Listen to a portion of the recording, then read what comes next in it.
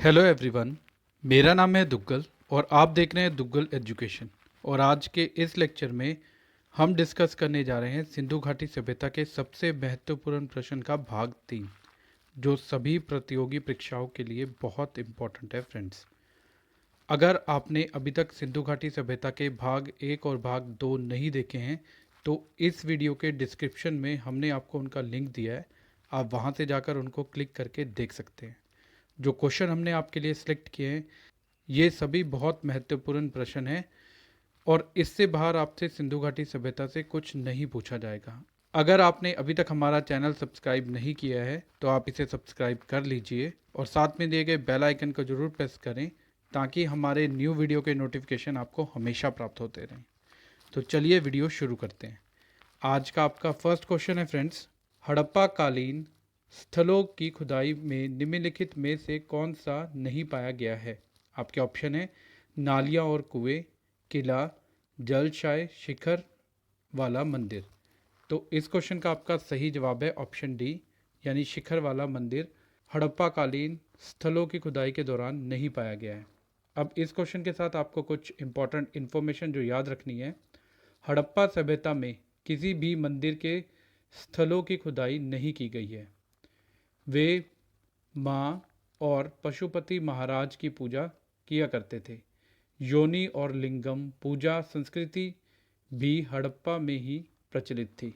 तो ये इन्फॉर्मेशन भी इस क्वेश्चन के साथ आपको याद रखनी है फ्रेंड्स। चलिए अगले क्वेश्चन की तरफ चलते हैं। आपका अगला क्वेश्चन है, सिंधु घाटी सभ्यता की लिपि कौन सी थी।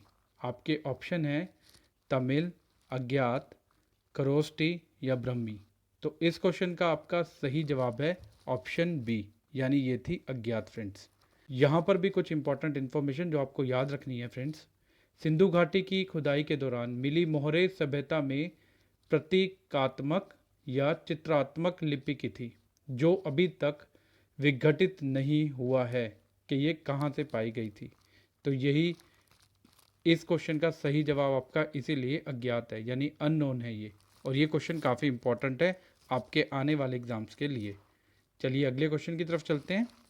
आपका अगला क्वेश्चन है फ्रेंड्स, सिंधु घाटी की प्राचीन संस्कृत और हिंदू धर्म के बीच जैविक संबंध आज की पूजा से सिद्ध होता है। आपके ऑप्शन हैं पशुपति इंद्रा और मृत देवी, पत्थर, पेड़ और जानवर, विष्णु और लक्ष्मी, या लास्ट ऑप्शन है आपका शिव और शक्ति। तो इस क्वेश्चन का आपका सही जवाब है ऑप्शन बी, यानी पत्थर, पेड़ और जानवर। हड़प्पा सभ्यता की तरह हमने पत्थरों की पूजा की विभिन्न रूपों में। आधुनिक हिंदू धर्म में पेड़ और जानवरों की भी पूजा की गई थी। तो ये भी आपको इस क्वेश्चन के साथ याद रखना है कि सिंधु घाटी की प्राचीन संस्कृति और हिंदू धर्म के बीच जैविक संबंध आज की पूजा से सिद्ध होता है, क्योंकि आज भी हम पत्थर, पेड़ और जानवरों की पूजा करते हैं फ्रेंड्स। चलिए अगले क्वेश्चन की तरफ चलते हैं। आपका अगला क्वेश्चन है, हड़प्पा और मोहनजोदारो के अवशेष मिले थे निम्नलिखित में से किस नदी के तट पर। आपके ऑप्शन है रवि, सिंधु, व्यास, या ए और बी, यानी रवि और सिंधु दोनों। तो इस क्वेश्चन का आपका सही जवाब है ऑप्शन डी, यानी रवि और सिंधु दोनों पर मिले हैं हमें हड़प्पा और मोहनजोदारो के अवशेष। अब यहाँ पर भी आपको कुछ याद रखना है। जो मोहनजोदारो है वो हमारा सिंध पाकिस्तान में सिंधु नदी के पश्चिम में स्थित था, और हड़प्पा शहर पंजाब पाकिस्तान में रवि नदी के पास स्थित था। हमें यहाँ से ये पता चलता है कि मोहनजोदारो और हड़प्पा दोनों ही पाकिस्तान के सिंधु और रवि नदी पर स्थित हैं। तो ये क्वेश्चन काफ़ी महत्वपूर्ण है आपके आने वाले एग्जाम के लिए। चलिए अगले क्वेश्चन की तरफ चलते हैं। आपका अगला क्वेश्चन है फ्रेंड्स, सिंधु घाटी सभ्यता के लोग पूजा करते थे विष्णु, पशुपति, ब्रह्मा या इंद्रा की। आपका इस क्वेश्चन का सही जवाब है ऑप्शन बी, यानी ये पूजा किया करते थे पशुपति की। सिंधु घाटी के लोग पशुपति शिव की पूजा करते थे, जिन्हें प्रोटो शिवा भी कहा जाता है। तो ये कई बार एग्जामिनर आपसे पूछ लेता है कि पशुपति को और क्या कहा जाता है। तो आपने याद रखना है कि पशुपति को और प्रोटो शिवा या शिव भी कहा जाता है। तो ये भी काफ़ी महत्वपूर्ण प्रश्न है आपके आने वाले एग्जाम के पॉइंट ऑफ व्यू से। चलिए अगले क्वेश्चन की तरफ चलते हैं।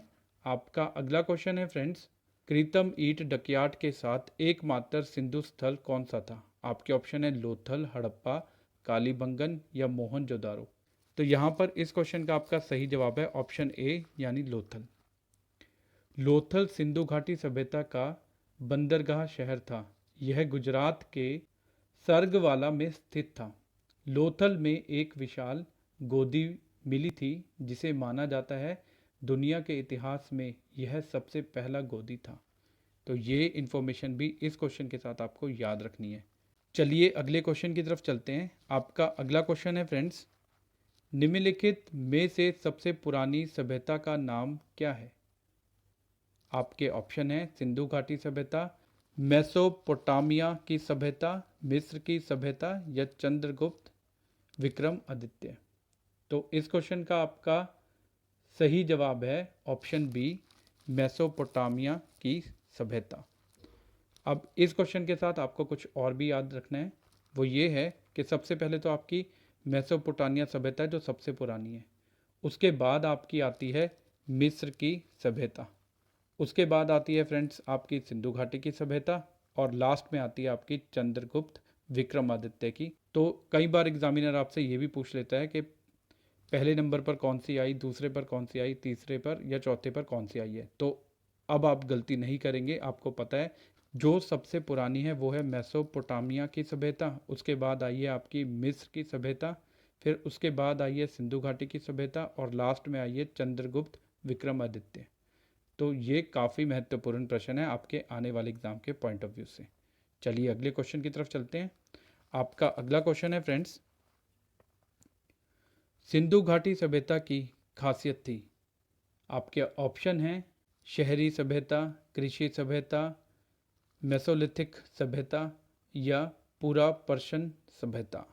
तो इस क्वेश्चन का आपका सही जवाब है ऑप्शन ए, यानी ये शहरी सभ्यता थी। जो सिंधु घाटी की सभ्यता थी उसकी खासियत ये थी कि ये एक शहरी सभ्यता थी। ये क्वेश्चन भी काफ़ी महत्वपूर्ण है आपके लिए। चलिए अगले क्वेश्चन की तरफ चलते हैं। आपका अगला क्वेश्चन है फ्रेंड्स, सिंधु अर्थव्यवस्था की रीढ़ कौन सी थी?